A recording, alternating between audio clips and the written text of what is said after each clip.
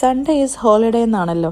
ഞാൻ പലപ്പോഴും പറഞ്ഞിട്ടുണ്ട്, സൺഡേ നമ്മൾ വലിയ കുക്കിങ്ങിനൊന്നും ഞാൻ മെനക്കെടാറില്ല. ജസ്റ്റിയും പറയും കുക്ക് ചെയ്യൊന്നും വേണ്ടെന്നേ, നമുക്ക് പുറത്തുനിന്ന് വാങ്ങിക്കാം. അപ്പോൾ ഈ പ്രാവശ്യം സൺഡേയും നമ്മൾ പൊതിച്ചോറ് കഴിക്കാമെന്ന് വിചാരിച്ചു.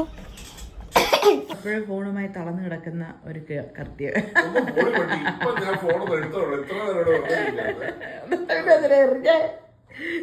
പറഞ്ഞ ഉടനെ ഫോണ് കയറും. നല്ല ക്ഷീണം ഉണ്ടാവും അല്ലേ? ഈ IPL തുടങ്ങിയ പിന്നെ നമ്മുടെ വീട്ടിലുള്ള ഒരാൾ സ്ഥിരം എൻ്റെ ഫ്രണ്ടിലാട്ടോ.